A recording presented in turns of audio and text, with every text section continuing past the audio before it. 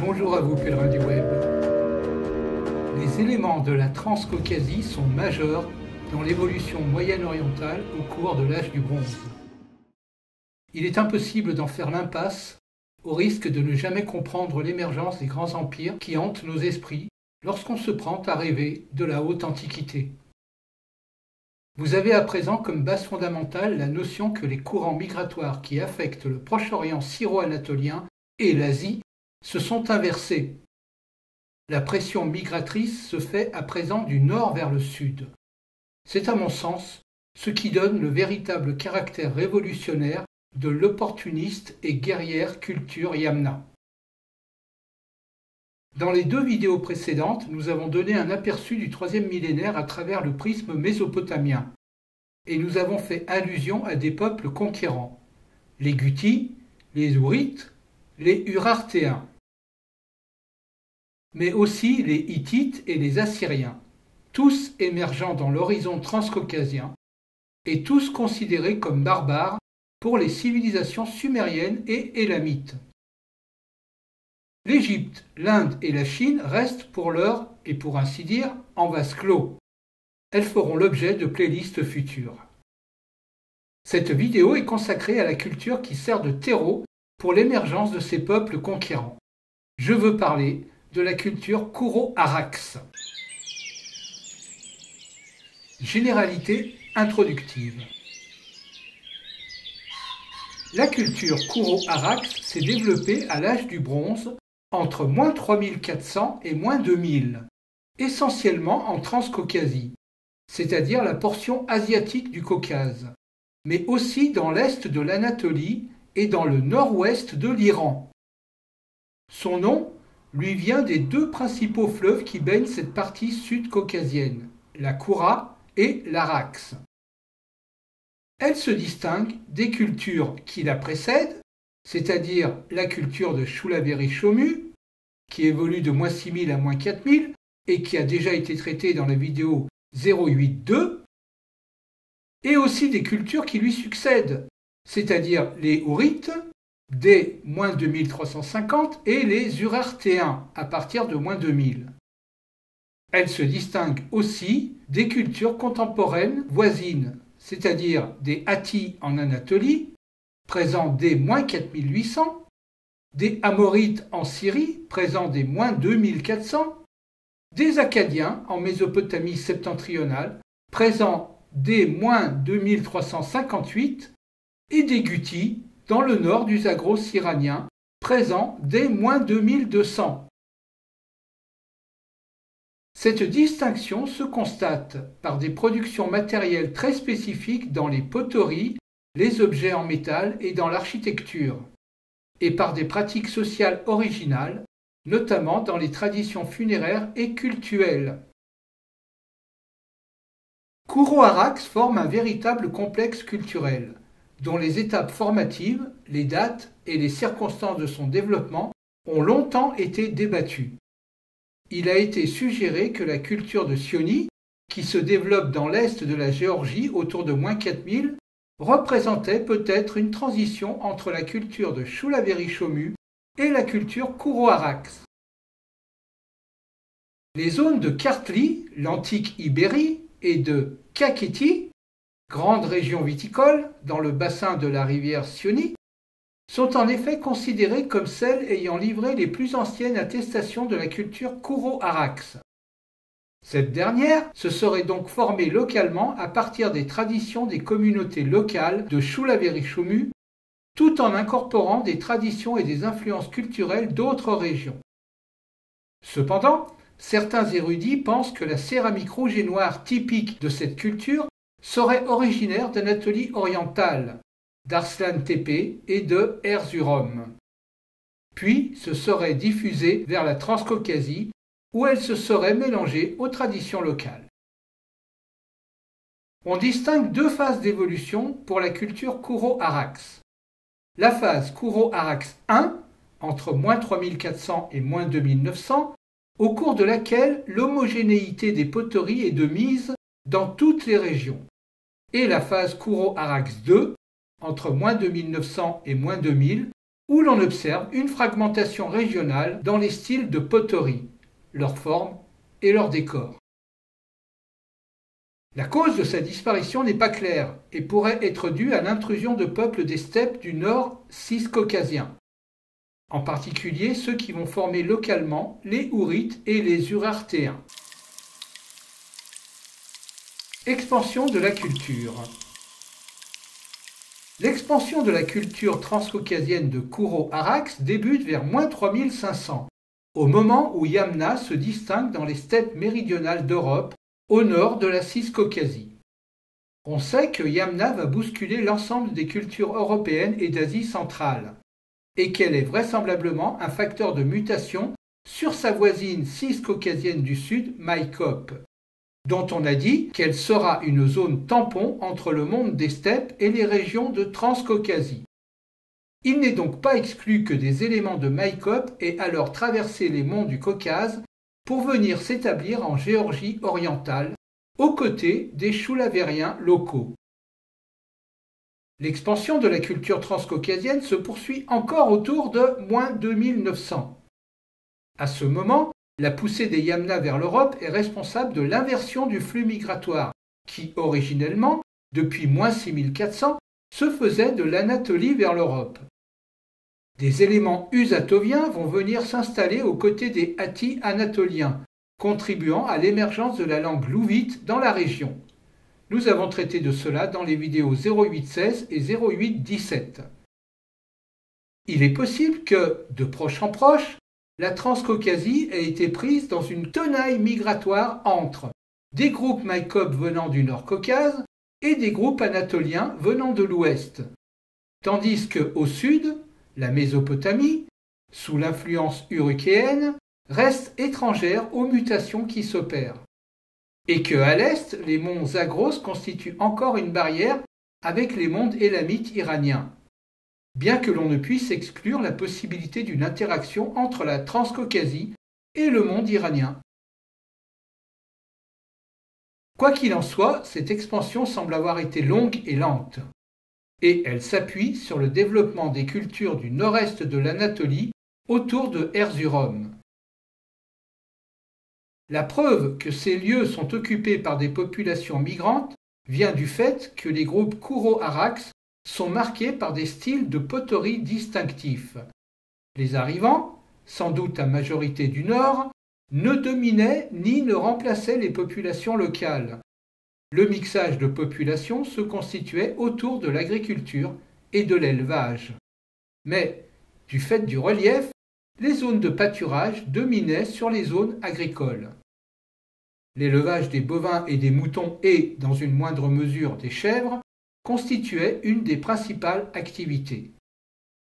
L'élevage des chevaux s'est développé durant une phase plus tardive, mais était sans doute présent dès le départ. On sait en effet que Repin faisait un commerce des chevaux entre les régions steppiques et, vers le sud, les régions ciscaucasiennes. Et cela dès le 5e millénaire. Voir la vidéo 088 à ce sujet. Les relations de voisinage. Les cultures Kuro-Arax témoignent d'un mode de vie sédentaire dans la plupart, sinon toutes les régions sur lesquelles elles s'étendaient. Une partie de la population était spécialisée dans différentes activités, notamment artisanales pour la poterie, minière pour l'extraction du cuivre, agricultrice pour le vignoble de Katéti. Certaines productions étaient distribuées sur de grandes distances, parfois au-delà de l'ère de développement de la culture.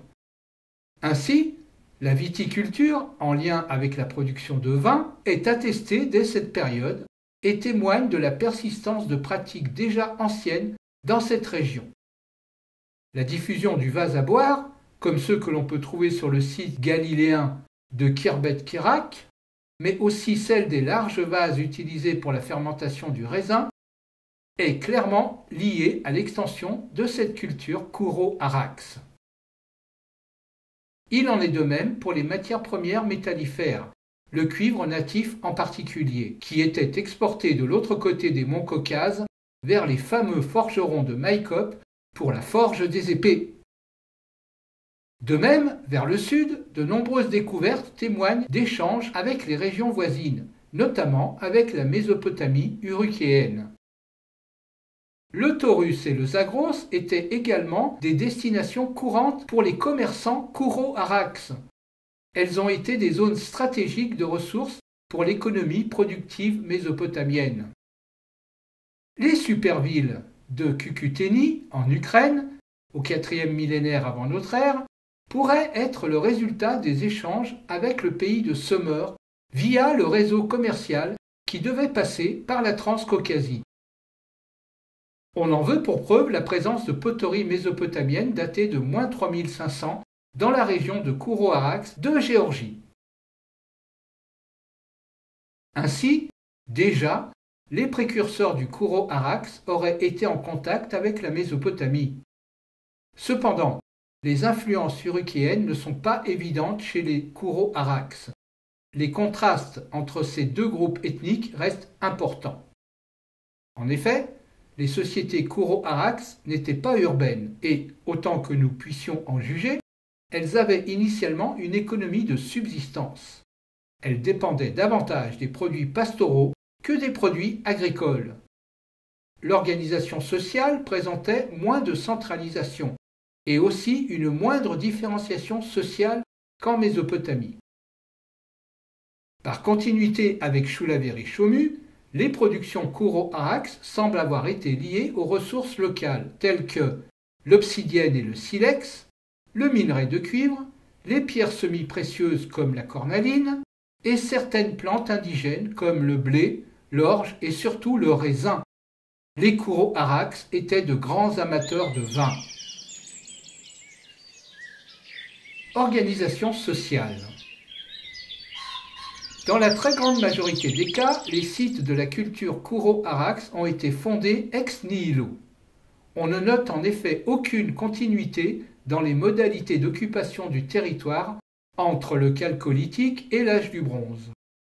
Cette rupture entre les deux périodes a, paradoxalement, peut-être été favorisée par les conditions climatiques plus arides à partir de -3300.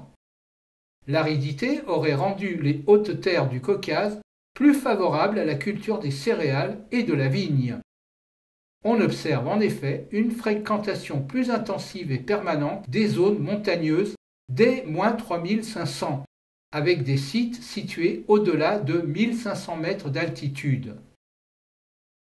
Au début de la culture Kouro-Arax, le métal était rare. En comparaison, la culture pourtant plus ancienne de l'LATP se caractérisait par des traditions métallurgiques nettement plus sophistiquées. La culture de l'LATP est présente en Azerbaïdjan depuis un millénaire avant Kouro-Arax. Elle persiste de -4400 à -3000. L'LATP est une culture sédentaire qui entretient des contacts avec Arslan-Tepe et la Géorgie, mais surtout avec Maïkop. Pourtant, par la suite, la culture Kouro-Arax a développé ses propres traditions métallurgiques, et cela de manière si conséquente qu'elles ont eu une influence importante sur les régions voisines. Les artisans travaillaient plusieurs matériaux, notamment le cuivre, l'arsenic, l'argent, l'or, l'étain et accessoirement le bronze. Ces différents métaux leur servaient essentiellement comme éléments de parure.